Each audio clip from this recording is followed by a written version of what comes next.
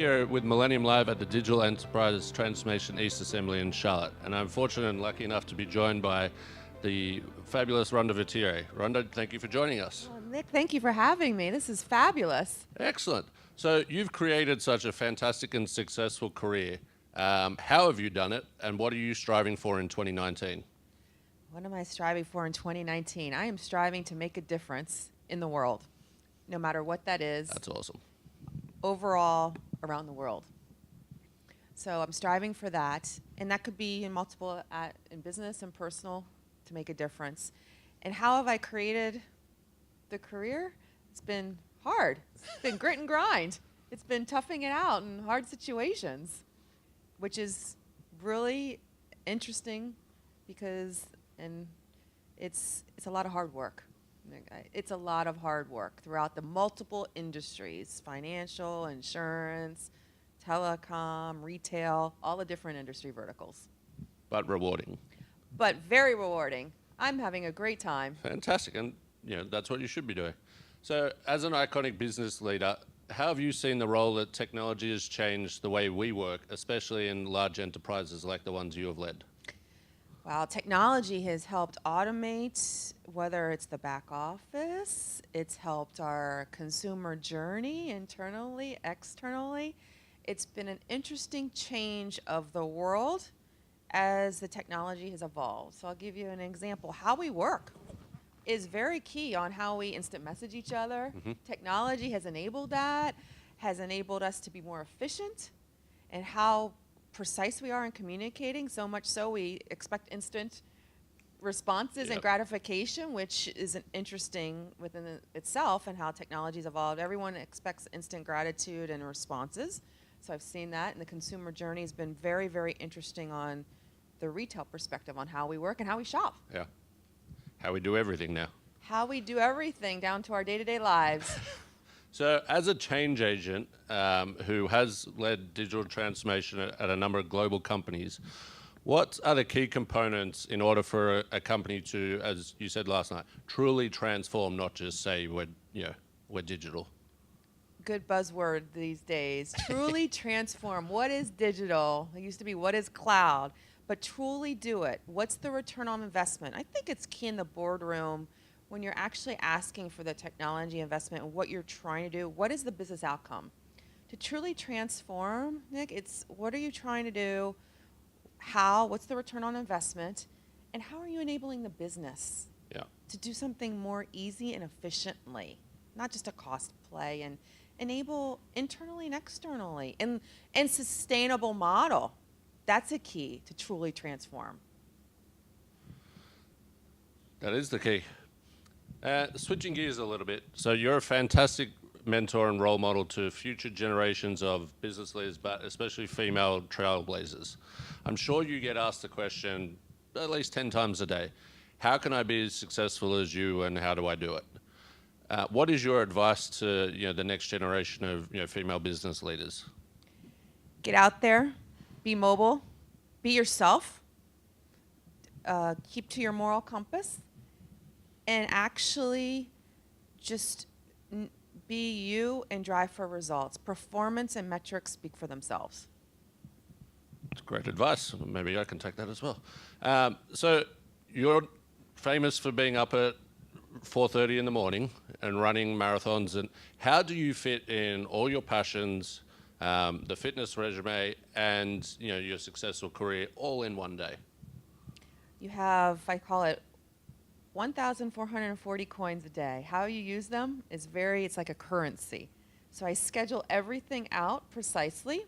I get up, work out. I have this Training Peaks app. I look at it every day. Meeting time, mental time. It sounds crazy. I don't run with anything in technology, but I have my mental blocks and time, and time to actually think.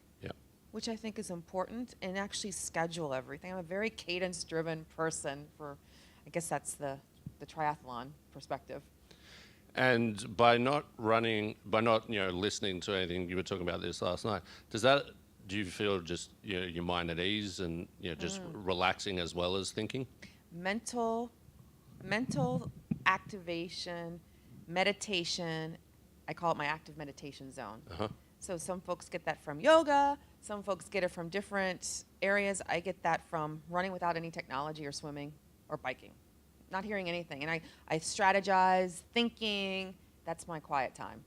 Interesting, and great advice. How does your passion for marathons and triathlons and ultra marathons really transform and help you as a when you're in the office or around the globe as a business leader? It helps a lot.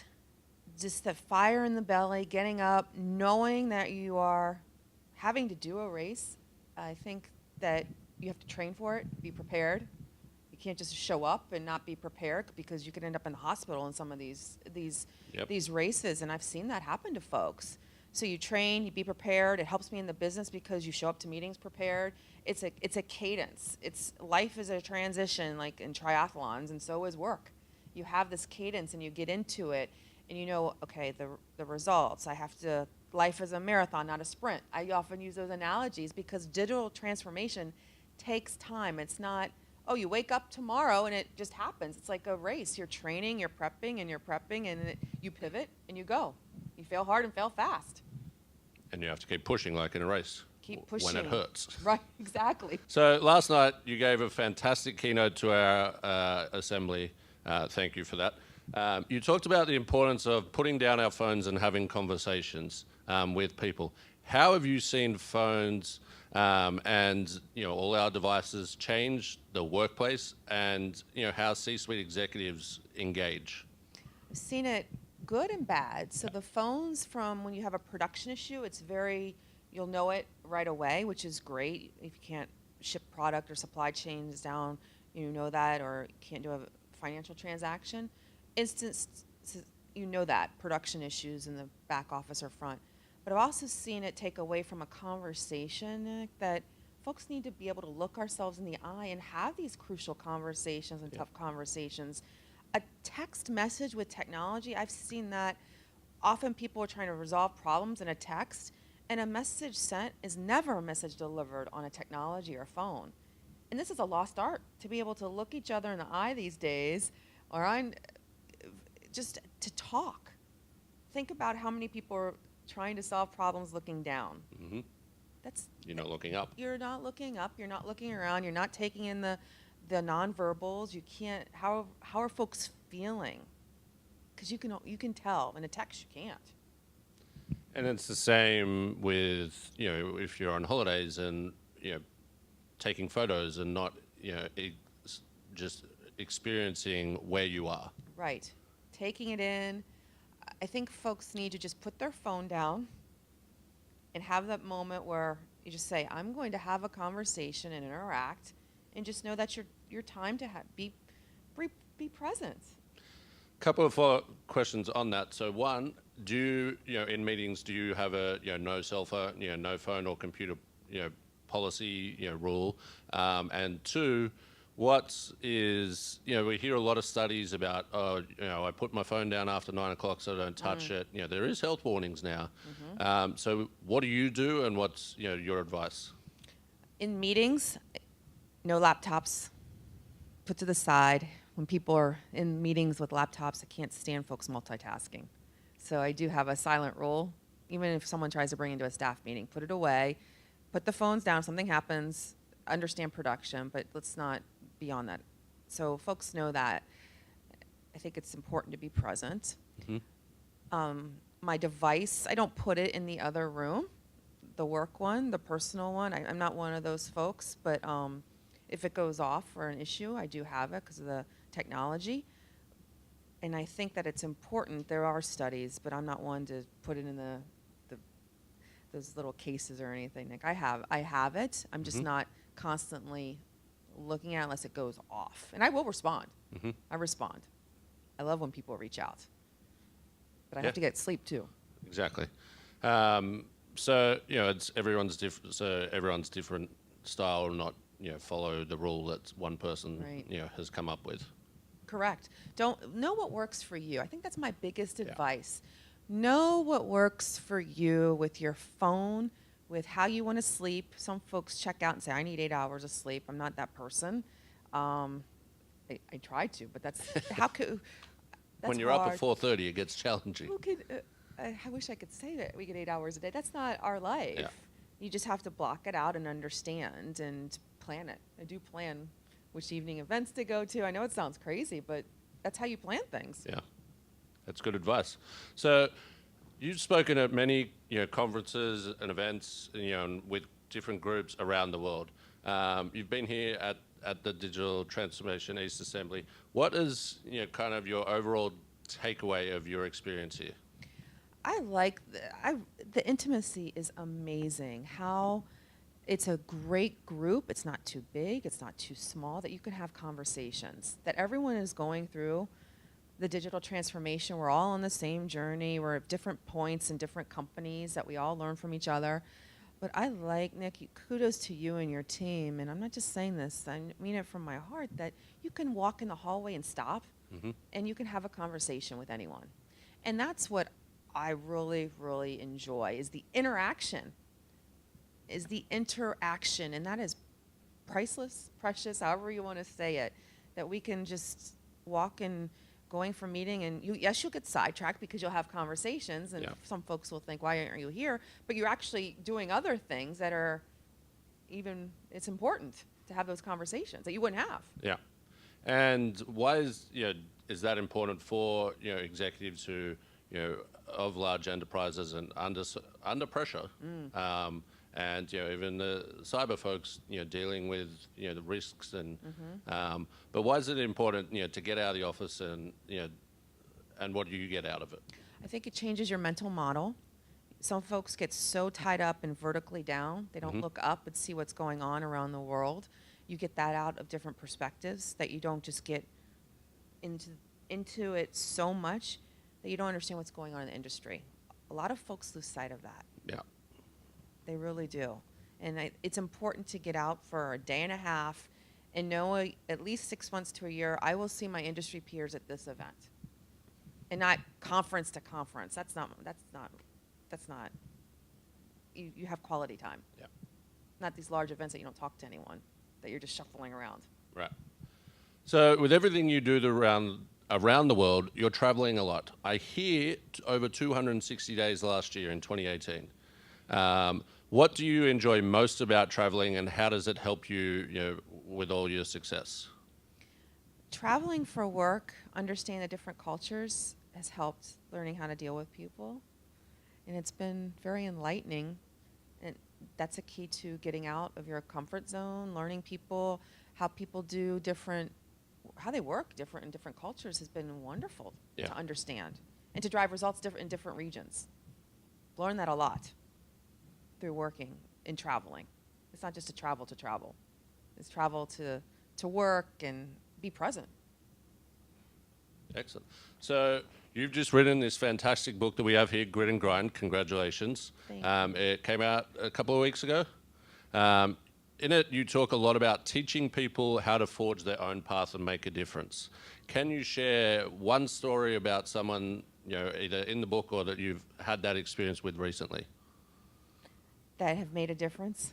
That's a great question. Had someone come into the office and say, I just looked at her nonverbals and a gentleman, and they weren't happy. They just had a bad day. They just came in and they were just going through the cycles. And I said, what's going on?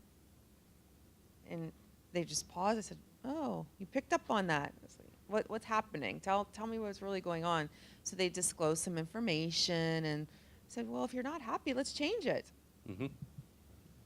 That was a pivotal moment. Just learning how to have a tough conversation in the heat of the battle, in the moment. And we actually moved them to another role and had a conversation. It was great. It was rewarding for both fronts. Fantastic. And that's not in the book. That just happened. There's plenty in the book. What did you enjoy most, and learn about, through the whole process of when you decide to writing the book, and now it's out in the world? What I learned the most is it's hard to self-reflect with everything that has happened, to write down the stories. I learned that a lot. Those stories, those are in the book at all pivotal moments in time in the world. A lot of my friends and all my friends and family didn't know a lot of that. They didn't even know I was doing the book. So I learned how to self-reflect and learned even more. And the heart and soul is in that book. And it goes back to giving back. Yeah. So in Grit and Grind you're based a lot around 10 principles for living an extraordinary life. One that really stood out to me, especially in 2019, is when the world's going so fast and everyone's so busy and there's so much happening, the importance of being on time. Why is this so important, and what lessons do you share from the book? Being on time is like currency. Time is what we have, and it's precious. 1,440 coins a day. That's going to stick in my head now. It's a key metric. How will you spend them? How do you spend your time? People don't need to think like that. Are you making a difference? What are you doing with it? Are you training? Are you making business results? It's very, very important to show up, be on time, be prepared. I think it's a lost art. We've gotten into a society where 15 minutes fashionably late. Yeah. It's 15 minutes a day is the meetings just keep compiling and compiling and compiling. No one wants to do that. And everyone gets frustrated. So manage the clock. Again, it probably comes back to the training, to a cadence that folks know 1 minute. The bell goes off at 8 o'clock, we're going. It sounds crazy, but folks really respect it deep down. Because time's important. And you can lose sight, and then you're stressed because you don't get everything done. Right. So we've got a few rapid fire questions for Okay. you. Yeah, we'll hit these and have some fun. What's your next exciting adventure? The Shape half marathon and then an Ironman 70.3 in May. Where's the Ironman? That one is in Florida. Interesting. This is just coming off, which part of a triathlon or Ironman do you enjoy the most? The swim. It's the first leg, and it's the hardest because I grew up swimming. I was reading. What did you swim? The butterfly. Okay. That's tough. That was the butterfly and the freestyle. I love the water. It's tranquility. Excellent. What's the biggest challenge you've ever faced? When to know when to leave a job. And the Ironman 70.3 in Bahrain. Which Middle one? East. Both of those. Personally and professionally. Yeah. You're an avid sports fan. Yes, very. What is your favorite sport? Football. Okay. Let's American talk football. Thank you. American football. Yeah. The Washington Redskins Okay. and the NFL teams. That's my goal. I want to be in sports. What about outside America? Soccer. The global game. The global game. I like the full contact, back and forth. I like that. The atmosphere, the passion of the fans. The noise. Yeah. The noise, the camaraderie. Okay. Is there one athlete that inspires you and why? Darryl Green, number 28, Washington Redskins, very fast. He inspires me because he was so quick and he was ahead of his game. Long time back then. I'm going to date myself. He's just always inspired me, and he's gone back to give back to charities and do great for the world. That's fantastic. As a successful marathon runner, what is your favorite race? My favorite race was probably the hardest one, the Bahrain, because of the atmosphere. The 70.3 triathlon. It was hard to get there, the logistics and Yep. doing it. It was fun. It was hard. Little different aspect, but what technology is going to have the biggest impact in 2019? Automation, artificial intelligence, hopefully in healthcare. What is your favorite inspirational quote? I always say, and I love this, if you can't take care of yourself, you can't manage a team. It's very true.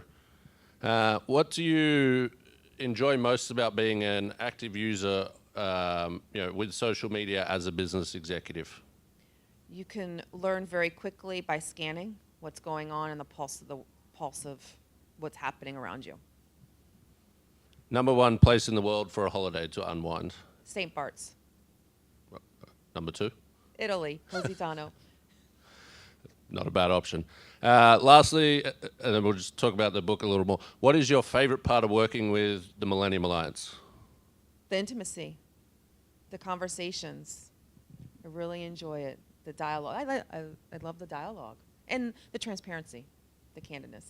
And so, Grit and Grind, it's a fantastic read. Everyone should read it. Why should people read it? And how can it help people? Thank you for asking, Nick. It's not your average book. It's a lot of what people have lost sight of. It's talking about how things are hard and the 10 principles of communication. Anyone, any age group, anyone can read and pick up something from this. That's the goal. Hopefully someone has a takeaway, whether it's time, communication, preparedness, and there's stories in all of them. And there's nuggets in there. If we could change one thing, if someone walks away with one thing, I'll be happy in their life. That's fantastic.